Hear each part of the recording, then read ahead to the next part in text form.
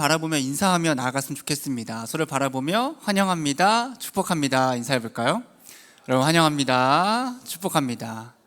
예배 가운데 나오신 모든 성도님들에게, 우리 청년들에게 하나님의 은혜와 사랑이 가득하기를 소망합니다. 복음 회복하기 10번째 시간으로 우리는 철부지에서 벗어나 아버지 곁으로 라는 주제로 말씀 나누기를 원합니다. 제가 사는 아파트 앞에는 어린이집이 하나 있거든요. 그래서 항상 이제 출근할 때 그 어린이집을 지나서 출근을 하는데, 그러면 그 어린이집을 지날 때 항상 보는 풍경이 있습니다. 그게 어떤 거냐면, 이제 부모님들이 아이들의 손을 잡고, 아니면 아이들이 뭐를 타고 온다거나, 어쨌든 부모님과 함께 와서 그 부모님이 이 아이들을 이제 어린이집으로 보내는 그런 장면이죠. 부모를 떠나 그 아이를 선생님께 이제 인계하는, 맡기는 그런 모습을 보게 됩니다. 그러면 아이들은 두 가지 모습으로 좀 나뉘는 것 같아요. 하나는 뭔가 이 아이가 이 어린이집에 처음 왔거나, 아니면 아직 얼마 되지 않아서 엄마 아빠를 떠나서 그 어린이집으로 가는 게 너무 싫은 거죠. 그래서 막 울고 가지 않으려고 하는 아이들이 있는 반면에, 또 어떤 아이들은 너무 이제 익숙해졌거나, 아니 부모님과의 그 헤어짐이 괜찮아서 그런지 모르지만, 이제 부모님이 딱 선생님에게 그 아이를 맡기면 그 아이가 엄마 아빠한테 인사하고 이제 들어가는, 아니면 그냥 후다닥 들어가 버리는 그런 모습을 볼 때가 있습니다. 그렇게 아이는 이제 부모님의 손을 떠나 그 어린이집에 가게 되고, 그 어린이집에서 있으면서 선생님들에게 많은 것을 배우는 그런 하루하루를 보내게 되는 거죠. 그 안에서 뭐 체육도 배울 수 있고, 한글도 배우고, 노래도 배우고, 때로는 예절도 배우면서 많은 교육을 받게 됩니다. 이렇게 아이가 어릴 때는 우리가 선생님에게 맡기고 그 선생님을 통해 교육을 시킨다는 거죠. 그러면 그 아이가 그 어린이집에서 영원히 있는가? 영원히 그 어린이집에서 있고 선생님이랑 영원히 함께 하는가? 그렇지는 않다는 겁니다. 분명히 그 아이가 어린이집에 맡겨졌긴 했지만, 그 아이는 부모님이 오실 때까지 교육을 받으며 기다리고 있고, 부모님이 오실 그때에는 그 아이는 이제 선생님을 떠나서 부모님의 손을 잡고 집으로 가게 된다라는 거죠. 아무리 아이가 신나게 어린이집에서 막 놀고 있다고 할지라도, 그 아이가 아무리 친구들과의 관계가 좋다고 할지라도, 부모님이 온 순간 그 아이는 모든 것을 내려놓고 부모님과 함께 떠나게 됩니다. 만약에 우리가 아이들에게 너 엄마 아빠가 좋니? 아니면 어린이집에 선생님이랑 함께 하는 게 좋니? 라고 물어보면 거의 대부분의 아이들은 당연히 부모님이 좋다 그러고 부모님과 함께 자신의 집으로 돌아가고 싶어 할 겁니다. 오늘 말씀에서 바로 바울이 이렇게 우리를 한 명의 어린아이로 지칭하고 있고, 또 율법을 선생님으로, 그리고 예수 그리스도를 우리를 부모님에게로 인도하는 그런 인도자로서 이야기해주고 있거든요. 우리가 저번 주 말씀을 살짝 되짚어보면 어떤 이야기를 했냐면, 하나님의 약속과 율법의 관계를 보면서 그 거짓 그리스도인들이 율법이 꼭 필요하다, 율법으로 말미암아 구원을 얻을 수 있다라고 이야기할 그때에 바울이 얘기하는 것은 그렇지 않다. 이미 율법 전부터 하나님의 약속이 있었고, 하나님의 약속을 이루기 위해서 그 율법이 존재하는 거다. 그 율법의 목적은 무엇이냐면, 그 율법을 통해서 하나님의 약속으로 나아가게 하는 것, 그것이 율법의 목적이다라고 이야기했습니다. 이제 23절, 24절 말씀에서 바울은 그렇다면 우리가 그 율법 아래서 어떻게 살아갔는지, 그리고 또한 어떻게 살아가고 있는지에 대해서 이야기하고 있거든요. 23절과 4절 말씀 우리 앞에 보고 한번 같이 읽어볼까요? 믿음이 오기 전에 우리는 율법 아래에 매인바 되고 계시될 믿음의 때까지 갇혔느니라. 이같이 율법이 우리를 그리스도께로 인도하는 초등교사가 되어 우리로 하여금 믿음으로 말미암아 의롭다함을 얻게 하려 함이라. 바울이 여기서 율법을 두 가지에 비유하고 있거든요. 하나는 무엇이냐면, 23절 말씀을 보면 율법 아래에 매인바 되고 또 믿음의 때까지 갇혔다라는 표현을 하고 있습니다. 여기서 매인바 되고라는 것은 수감하다라는 의미가 있고, 갇히다라는 동사도 에워싸다, 가두다라는 그런 의미가 있거든요. 그러니까 바울이 이 율법을 어떻게 표현하고 있냐면, 쉽게 말하면 율법은 우리를 가두는, 에워싸는 감옥과 같은 역할을 한다. 감옥에 비유하고 있는 거죠. 율법이라는 것은 무엇이냐면, 우리를 감금하고 우리를 제한하는데, 왜 감금하고 제한하냐면 하나님으로부터 벗어나지 못하게 하려고, 하나님으로부터 떠나지 못하게 하려고 우리를 가둬놓는 그런 감옥과 같은 역할을 하고, 또한 두 번째로 24절 말씀에서 보면 율법이 우리를 그리스도께로 인도하는 초등교사가 된다라면 초등교사. 여기서 초등교사란 말은 그 바울 시대 당시에 일명 가정교사를 의미하는데, 우리가 초등교사 하니까 어떤 게 먼저 떠오르냐면 약간 초등학교 선생님, 아니면 아까 제가 얘기했던 유치원이나 어린이집 선생님 정도로 생각을 하는 거죠. 근데 실제적으로는 초등학교 선생님이나 유치원 선생님과는 다른 개념을 가지고 있거든요. 이 초등교사가 원어로 파이다고고스인데, 이게 아이를 뜻하는 파이스와 인도하다는 그 아고를 합쳐서 만든 말입니다. 그러니까 이 초등교사라는 것은 가정교사를 의미하는데, 그 사람의 역할이 무엇인가? 그 주인의 자녀를 학교까지 데리고 가서 데려다 주는 그 집의 노예, 그 집의 종을 의미하는 게 이 초등교사입니다. 그래서 이 초등교사, 이 가정교사는 그 주인의 자녀가 한 6세에서 7세부터 성인이 될 때까지, 한 12세에서 16세 정도까지 이 아이의 시중을 들면서 그 아이가 학교까지 잘 갈 수 있도록 인도해주고, 거기서 멈추는 것이 아니라 그 아이를 가르치고 그 아이를 훈육하고 그 아이를 안전하게 인도하는 그 책임이 주어진 사람이 이 가정교사, 우리로 보면 초등교사라는 사람의 역할이라는 거예요. 그러니까 그 사람은 사실 집의 전문적인 노예다라는 겁니다. 여러분, 중요한 게 뭐냐면, 노예이기 때문에 그러면 주인의 아들이 그 사람을 함부로 해도 되는가? 나는 주인의 아들이고 당신은 우리 아버지의 노예니까 내가 막 할 수 있는가? 그럴 수 없다는 거예요. 왜 그럴 수 없냐면, 이 가정교사는 그 아이가 될 때까지 일시적으로 후견인의 임무를 맡은 거거든요. 그 아이를 바르게 키워야 될 임무를 맡은 사람이어서 오히려 그 아이는 그 가정교사에게 온전히 순종해야 했습니다. 그리고 심지어 이 가정교사는 당시에 매우 혹독했다라고, 가혹했다라고 이야기해요. 따라서 초등교사라는 이 말은 우리가 알고 있는 단순히 가르치는 그 의미를 넘어서서 육체적으로나 도덕적으로 악에 물들지 않도록 그 주인의 아이를 감독하고 보살피는 보호자로서, 학교를 오간 도움을 주는 또한 안내자로서, 그리고 항상 따라다니는 동행자로서의 역할을 감당하는, 마치 진짜 한 명의 부모처럼 이 아이를 데려다가 가르치고 훈육하고 보호하고 인도하는 역할을 했다는 게 초등교사다라는 겁니다. 여러분, 그런데 이 바울은 지금 감옥과 이 가정교사라는 것을 무엇에 비유하고 있냐면 율법에 지금 비유하고 있는 거예요. 율법이 감옥과 같고 율법이 초등교사와 같아서 이 율법의 목적은 무엇이냐? 결국 우리가 하나님께 벗어나지 않도록 바운더리를 쳐주는, 막아주는 역할을 하고, 또한 무엇이 옳은 것인지 무엇이 그른 것인지 알려주며, 더 나아가서 결국에는 우리가 하나님께 불순종한 테 벌을 받고 우리에게 진정 필요한 것은 예수 그리스도임을, 우리가 우리의 힘으로는 구원받을 수 없다는 것을 명확하게 알려주는 것이 이 율법의 감옥으로서, 초등교사로서의 목적이다라는 겁니다.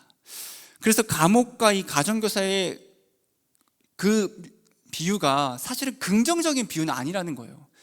상당히 부정적인 의미인데, 어떤 의미를 갖고 있냐면 결국 우리를 억압하고 제한시켜서 우리가 자유롭지 못하게 하는, 그러니까 이 틀을 벗어나지 못하게 하는 거에 그 의미가 있다라는 거죠.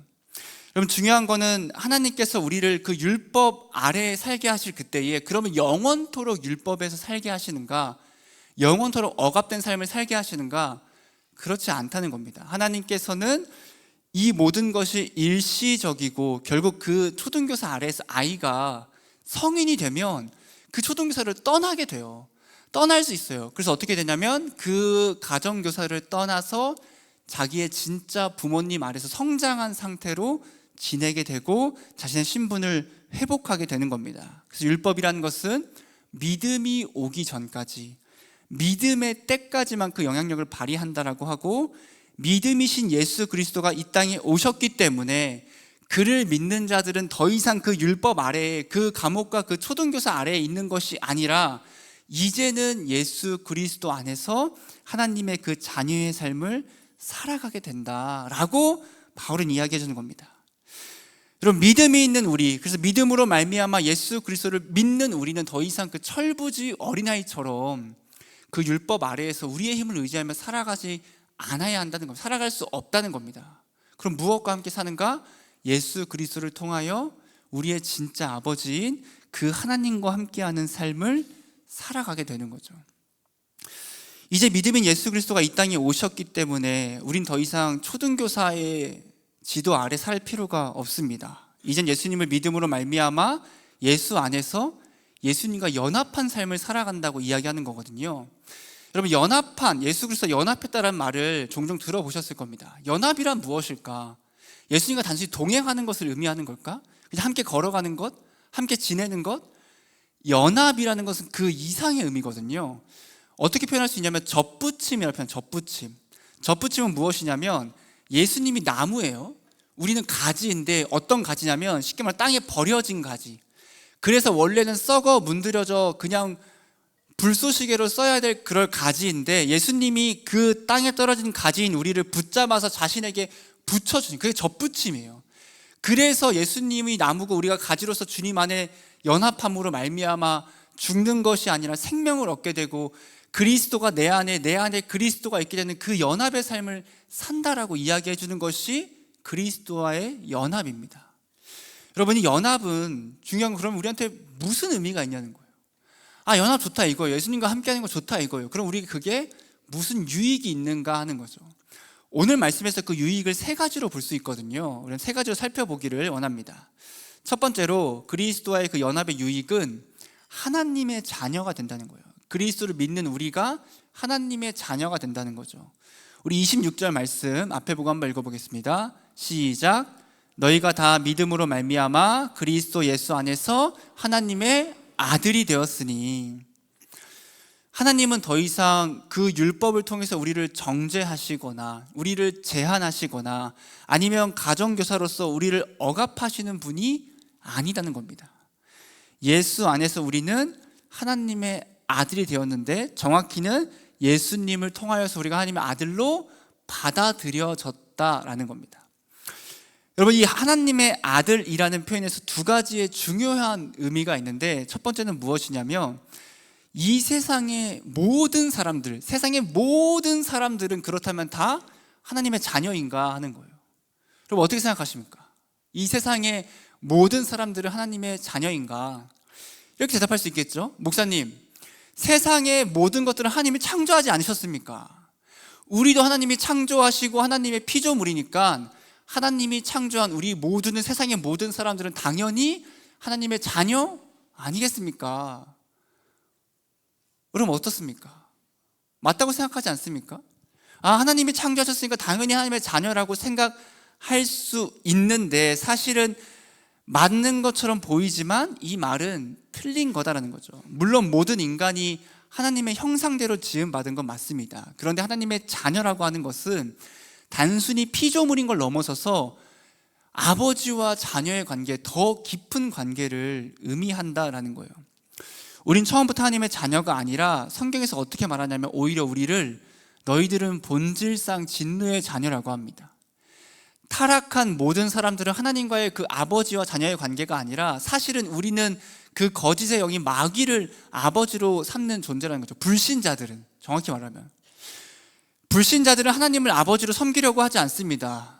거짓과 미혹과 유혹과 하나님을 어떻게든 멀리하려고 하는 그 거짓된 아비, 그 마귀의 영과 그 마귀를 아버지로 삼고 살아간다는 거죠. 그런데 우리는 어떻죠? 하나님을 아버지라 부른다는 거예요. 어떻게 우리가 하나님을 아버지로 부를 수 있을까? 그냥 아버지라 다 부르니까? 로마서 8장 15절 말씀에 이렇게 나옵니다. 너희는 다시 무서워하는 종의 영을 받지 아니하고 양자의 영을 받았으므로 우리가 아빠, 아버지라고 부르짖느니라. 믿음으로 우리가 성령을 받음으로 말미암아 믿게 되고 그 양자의 영을 받음으로 말미암아 아버지라 부르짖을 수 있게 되었다라고 이야기해주고 있는 겁니다. 예수님을 믿음으로 말미암아 우리 모두에게 그 아들의 신분이 주어졌다라는 거예요. 이거를 양자됨이라고, 양자됨. 태어날 때부터 하나님의 자녀였던 게 아니라 우리는 입양된 자녀들인 거예요. 입양된 자녀. 놀랍죠? 그냥 아버지인 줄 알았는데 우리는 하나님께 입양된 자녀들입니다. 그러면 하나님의 유일하신 아들은 누구죠? 그렇죠. 예수 그리스도, 독생자 예수 그리스도밖에 없어요. 우리는 그 예수 그리스도를 통하여서 하나님께 쉽게 말하면 자녀로 받아들여진 입양된 존재들이다라는 겁니다. 그렇지만 입양됐기 때문에 막대하시는 것이 아니라 그럼에도 불구하고 우리를 친자녀처럼 사랑해 주신다는 거죠. 그리스도와 연합함으로 말미암아 죄로 인해 깨졌던 하나님과의 관계가 회복이 됩니다. 어느 정도로 회복되냐면 그냥 종과 주인의 관계가 아니라 이웃집의 친밀한 정도가 아니라 친척 정도가 아니라 아버지와 자녀의 관계, 세상 그 누구도 끊을 수 없고 막을 수 없는 가장 친밀한 관계로 회복시켜 주신 거죠. 이건 사랑의 관계이고 우리 자녀 삼아 주심으로 말미암아 우리의 모든 죄를 용서하시고 안아주시고 중요한 건 상속자로 여겨주는 거예요. 상속자. 하나님의 그 모든 것이 우리의 것이 되고 그분의 나라가 그 하나님의 집이 우리의 집이 되게 해주는 그것이 바로 하나님의 아들, 그 자녀됨의 여러분 복입니다. 두 번째로 26절에 보면 또 하나님의 아들이라고 이야기하는데 여기서 어떻게 보면 아들은 남성을 지칭하는 거잖아요. 어떤 사람들은 그 아들이라는 표현 때문에 되게 불편해합니다. 왜 불편해하냐면 야 성경을 봐라, 성경은 되게 차별적이다, 성경은 되게 남성주의적이다라고 이야기합니다. 여러분 그런데 저도 그래서 사실은 종종 이 아들이라는 표현을 그냥 자녀로 바꿔야 할 때가 있거든요. 혹시나 불편한 사람이 있을까 봐. 그런데 이 아들이라고 표현한 데는 명확한 이유가 있다는 거예요. 여러분 그 이유가 무엇이냐면 이 바울이 아들이라고 표현하는 게 당시에 오히려 굉장히 혁명적이고 평등한 의미인데 한번 들어보세요. 당시에 웬만한 고대 문화에서는 여성은 재산을 상속받을 수 없었습니다. 누가 상속받냐면 아들이 상속받는 거예요. 그래서 아들이라는 표현은 법적 상속자를 의미합니다. 아버지의 재산을 물려받을 수 있는 상속자인 거죠.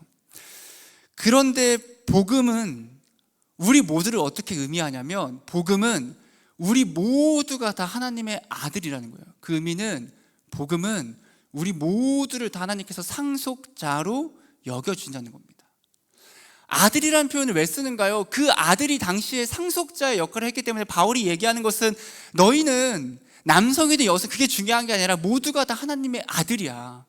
다 하나님의 상속자야. 인종, 계층, 성별 상관없이 모두가 다 하나님의 상속을 받을 수 있는 하나님의 자녀임을 오히려 강조해주는 표현이라는 거죠. 로마서 8장 16, 17절에 이렇게 나옵니다. 우리 앞에 보고 한번 같이 읽어볼까요? 시작.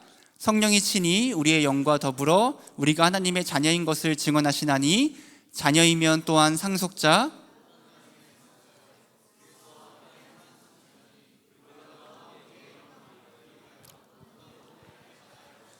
아멘.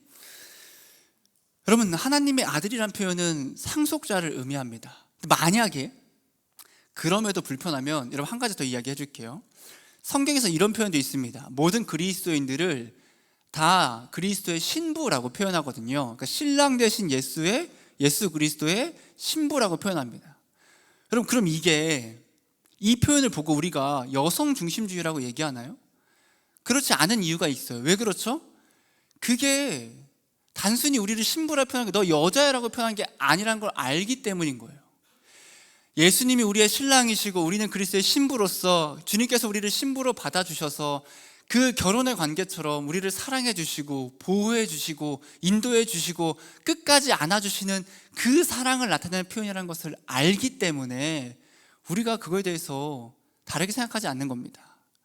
여러분 성경이란 것 그 자체를 어느 한 이데올로기에 어느 한 이념에 종속시키지 않아야 합니다. 그게 성이든 계층이든 정치든 말씀을 우리의 이념과 이데올로기에 가둬서 여러분 해석하고 생각하지 않기를 바랍니다. 예수 그리스도를 믿는 우리 모두는 하나님의 자녀로서 하나님의 사랑을 받고 그분의 영광을 소유하는 상속자로서 나아간다는 거죠. 두 번째로 연합했을 때 우리에게 주는 유익은 우리가 그리스도로 옷 입는다라는 거예요. 우리 27절 말씀 우리 한번 앞에 보고 같이 읽어볼까요? 시작. 누구든지 그리스도와 합하기 위하여 세례를 받은 자는 그리스도로 옷 입었느니라. 그리스도로 옷 입었다는 표현은 그리스도를 옷처럼 입었다라고 표현하면 되거든요. 내가 그리스도를 입었다, 옷처럼 입었다라는 말입니다. 예수님과 연합한 우리는 예수 그리스도를 입은 존재들, 옷처럼 입은 존재들인데, 이 말씀이 우리에게 주는 세 가지의 놀라운 의미가 있거든요. 첫 번째로 어떤 거냐면 이것은 우리의 정체성을 나타냅니다. 정체성. 그리고 옷차림이라는 것은 때때로 사람들이 어떤 존재인지, 어떤 정체성을 띠고 있는지 알려줄 때가 있거든요. 경찰관은 경찰복을 입죠. 의사는 의사의 가운과 의사복을 입고, 간호사는 간호복을 입고, 군인은 군복을 입고, 목사는 뭐 입어요? 정장을 입죠. 이게 우리의 약간 좀 다르긴 하지만 우리의 정체성을 나타내는 그런 느낌이 될 수 있거든요. 그래서 경찰복을 입은 사람 보면 어떻게 하죠? 아, 경찰이구나. 의사 가운을 입으면 의사구나. 간호사복을 입고 있으면 간호사구나. 군복을 입고 있으면 군인이구나. 주일에 정장 입고 있으면 어떻게 생각하십니까? 저는 그렇게 생각이 들거든요. 보면은 저 사람은 교회를 다니거나 아니면 목회자이려나? 이런 식으로 저는 생각하거든요. 제가 이제 정장을 주일마다 입고 다니니까. 그러니까 옷이라는 게 뭐냐면 한 사람의 정체성을 나타낼 때가 있다는 겁니다. 우리가 예수님을 옷으로 입었다, 옷처럼 입었다 할 그때에는 우리의 정체성을 드러냅니다. 어떤 정체성이냐면 그리스도인이라는 정체성이 드러나게 되는 겁니다. 더 이상은 죄인이 아니고 의인이고, 더 이상은 죄악된 삶을 살아가는 것이 아니라 성령의 아름다운 열매를 맺는 삶을 살아가는, 이제는 내 마음대로 살아가는 것이 아니라 예수 그리스도를 믿고 그분의 말씀으로, 그분으로 인하여 살아간다는 그 정체성을 나타내 주는 거죠. 두 번째로는 예수님과 우리가 그 무엇보다 가까운 사이임을 의미해 줍니다. 옷이라는 것은 사실은 우리가 갖고 있는 어떤 소지품보다도 우리랑 가깝고 밀접하게 있는 그런 소지품이잖아요. 그래서 옷은 때로 우리를 보호하기도 하고, 옷은 언제나 우리와 동행하며 살아갑니다. 예수님을 옷 입는다는 표현은 우리가 예수님과 영원히 가장 밀접하게 동행하는 삶을 살아가고 예수님께서 우리를 보호하신다는 것을 의미한다는 거죠. 마지막 세 번째로는 이 그리스도를 본받아야 함을 의미합니다. 예수님을 옷으로 입는다 할 그때에는 이제 우리가 예수님을 닮아가는 삶을 살아가야 한다는 거예요. 그분이 나와 함께 하시고 나와 밀접하게, 나와 가장 가까이 있기 때문에 내가 내 마음대로 살아가는 것이 아니라 예수로 말미암아 그분을 닮은 삶을 살아가는 거죠. 이 모든 것은 내가 억지로 하는 것이 아니라 그분을 옷으로 입었기 때문에 그분이 내 전 인격, 내 지성, 내 감정, 내 의지, 그 모든 것에 스며들고 배어들어서 우리가 그렇게 살아갈 수밖에 없는 그런 내 정체성과 그 예수 그리스도 닮은 삶을 살아가게 된다는 겁니다. 그리고 우리가 어떤 옷을 입었는지에 따라서 우리의 행동이 달라지게 되거든요. 제가 의경을 나왔어요. 의무경찰 출신이어서 이제 의경제도 경찰복을 입거든요. 근데 평상시에는 그냥 막 다녀요. 그냥 뭐 반바지에 반팔 입고 다니잖아요. 그럼 뭐 막 다니다가 언제 태도와 행동이 바뀌냐면 이제 근무를 나갈 때 경찰복을 딱 입으면 반강제적으로 태도를 바르게 해야 합니다. 품위를 유지하고 경찰로서 안전에 유의해야 하고 다르게 생각하고 다르게 행동해야 돼요. 내가 반팔 반바지 입고 다닐 때는 그냥 막 행동하면 돼요. 내 마음대로 할 수 있지만 그 경찰복을 입은 그 순간부터는 나는 경찰이 되어서 함부로 살면 안 되고 품위와 안전에 유의하며 살아가야 한다라는 거죠. 우리가 예수님을 옷으로 입었다 했을 그때에는 우리의 생각, 우리의 마음, 우리의 행동이 달라져야 한다라는 겁니다. 경찰복과 여러분 예수 그리스도를 옷 입는 그 옷의 차이는 무엇인지 아십니까? 경찰복은 벗을 수 있어요. 벗으면 내 마음대로 살면 돼요. 하지만 예수 그리스도를 옷으로 입었을 때는 그 옷은 영원합니다. 영원해요. 벗을 수 없고 내 마음대로 팽개칠 수 없습니다. 그렇기 때문에 우리 예수 그리스도를 옷 입음으로 말미암아 그분으로 인하여 우리의 정체성이 변화되고 하나님의 자녀와 의인이 되고 영원히 그리스도와 함께 살아가고 영원히 그리스도 안에서 그분을 따르는 삶을 살아가게 된다는 겁니다. 세 번째로 그 연합했을 때 우리에게 주는 유익은 그리스도 안에서 하나가 된다라는 거예요. 그리스도 안에서 하나가 된다. 우리 마지막 말씀 함께 읽어보겠습니다. 28절부터 29절 말씀 앞에 보고 함께 한번 읽어볼게요. 시작. 너희는 유대인이나 헬라인이나 종이나 자유인이나 남자나 여자나 다 그리스도 예수 안에서 하나이니라. 너희가 그리스도의 것이면 곧 아브라함의 자손이요 약속대로 유업을 이을 자니라. 그리스도 연합한 자들은 이제 하나님의 자녀가 되기 때문에 서로 형제 자매로서 인종이나 계층이나 아니면 성별에 있어서 어떠한 구분과 차별도 없다라는 겁니다. 여러분, 첫 번째로 나눠서 보면 그리스도 연합한 자들은 인종의 구분이 없습니다. 바울은 유대인이나 헬라인이나 그리스도 예수 안에서 하나라고 말하거든요. 오늘날 우리나라도 이제 다문화 사회죠. 수많은 그런 외국 사람들이 다 들어와서 함께 생활하고 있습니다. 그리고 그 외국인들 가운데서는 예수님을 믿는 사람들도 당연히 상당수 존재한다라는 거죠. 여러분, 뉴스에서 보면 이런 인종차별에 대한 뉴스를 종종 볼 때가 있는데 백인들이 흑인을 차별할 때가 그런 뉴스가 나올 때가 있거든요. 그래서 무조건 범죄자로 몰아세운다거나 아니면 과잉 진압을 해서 사망에 이르게 한다거나 인종의 차별을 할 때가 있습니다. 그러면 흑인은 차별만 당하고 차별하지 않는가? 그렇지 않은 게 또 어떤 뉴스가 있었냐면 흑인들이 동양인들을 차별하고 동양인들을 욕하는 그런 모습도 볼 수 있습니다. 그럼 동양인들, 우리나라 사람들은 차별을 안 하는가? 우리나라 사람들은 어떤 사람들을 차별하냐면 동남아 사람들을 많이 차별하거든요. 한국에서 이제 노동하고 계시는 오신 그런 동남아 계층의 사람들을 차별할 때가 분명히 있다라는 거예요. 어떤 걸 이야기하는 거냐면 이 세상에는 그 인종의 차별이 모두에게 존재한다라는 거죠. 그런데 그리스도와 연합한 자들은 이런 인종의 차별이 있을 수 없다는 겁니다. 국가가 다르든 언어가 다르든 피부색이 다르든 그게 상관이 없다는 겁니다. 왜냐하면 우리 모두가 다 하나이기 때문입니다. 믿는 우리 모두가 하나이기 때문에 모두가 구원을 필요로 하고 모두가 구원받을 자격이 없는 존재들이고 모두가 하나님의 값없는 은혜로 말미암아 구원받은 자들이기 때문에 우리가 피부색이 다르고 나와 국가가 다르고 때로는 나와 지역이 다르고 여러 가지가 다를지라도 그 모든 것이 우리가 하나됨에 있어서 어떠한 장애물도 되지 않는다라는 겁니다. 두 번째로 그리스도와 연합한 자들은 계층의 구분이 없습니다. 바울은 종이나 자유인이나 그리스도 안에서 하나라고 의미하거든요. 여러분, 세계 역사 가운데 계층의 구분을 두지 않은 나라가 사람들이 과연 있을까? 생각해 봅니다. 출신으로, 출생으로, 환경으로, 재산 등으로 다 계층을 나눠요. 높은 사람, 낮은 사람, 중간 사람 다 나누는 거죠.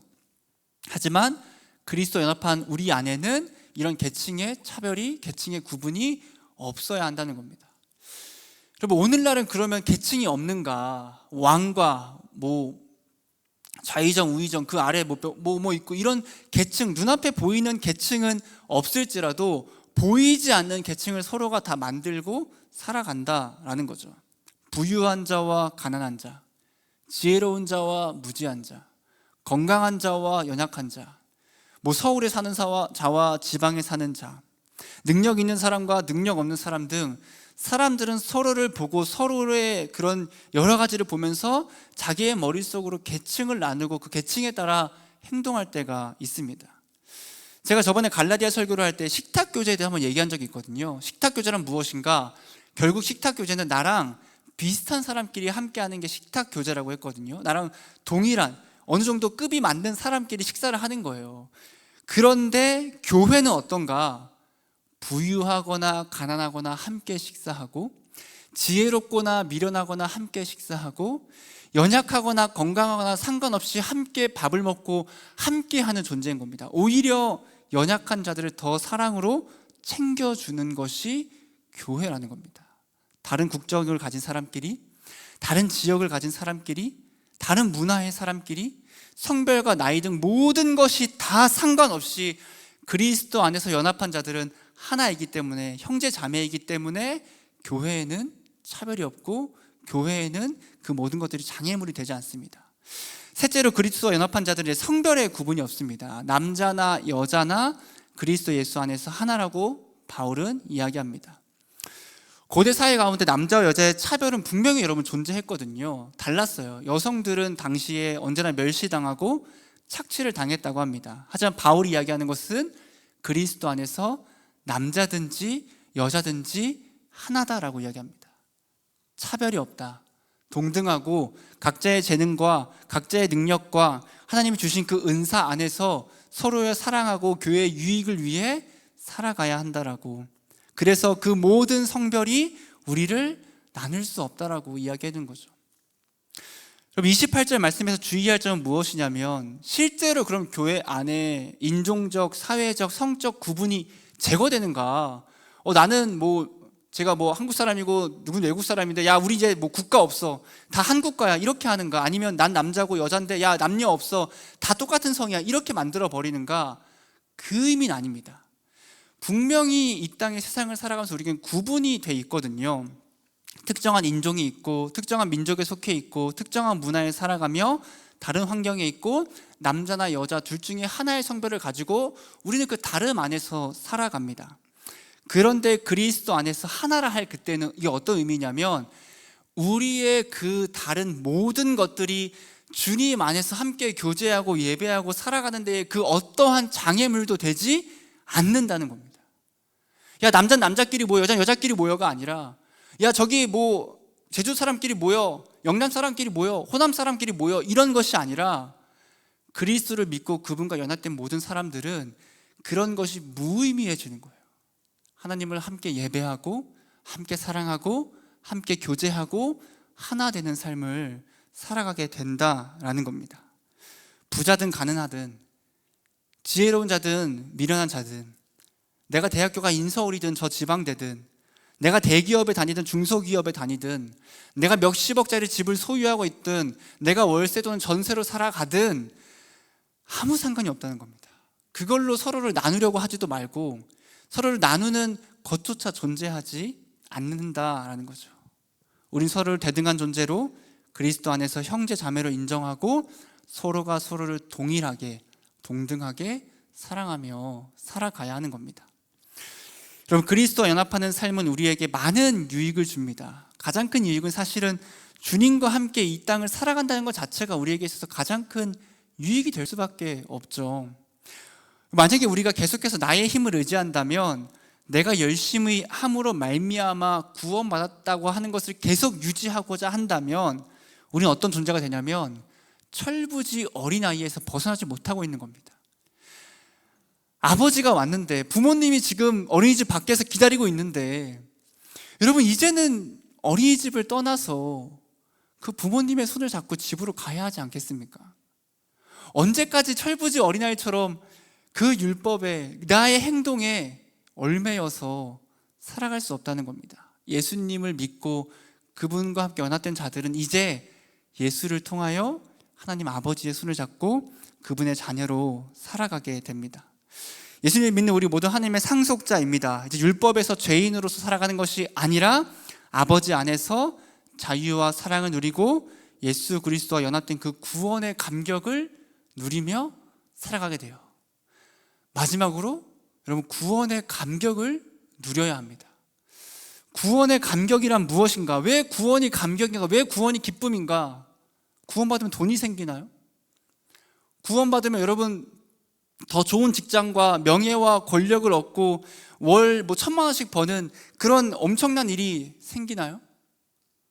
그럼 그렇진 않아요. 근데 왜 구원이 감격인가? 뭐가 감격인지 아십니까? 오히려 그런 탐욕과 죄악으로부터 멀어질 때, 그 탐욕과 죄악으로부터 자유로워졌을 그때의 진짜 구원의 감격을 누리게 됩니다. 그 모든 것이 내 삶의 중요한 가치가 아니게 되고, 세상 사람들이 돈과 명예와 권력으로 전전긍긍할 그때에 나는 더 이상 그게 중요하지 않은 거예요. 왜 저런 걸로 힘들어하지? 저게 뭐가 좋은 거지? 라고 오히려 그거에 대해서 힘들어하지 않고 우리는 어떤 기쁨을 누리냐면 하나님과 동행함을 기쁘게 누리고 그분을 예배함이 즐겁고 하나님의 위로와 은혜와 사랑을 받음이 너무나도 기쁜 것. 그래서 우리 서로가 함께 밥을 먹고 함께 이야기하고 함께 놀고 함께 예배하는 그 모든 것이 더욱더 가치 있게 되는 거죠.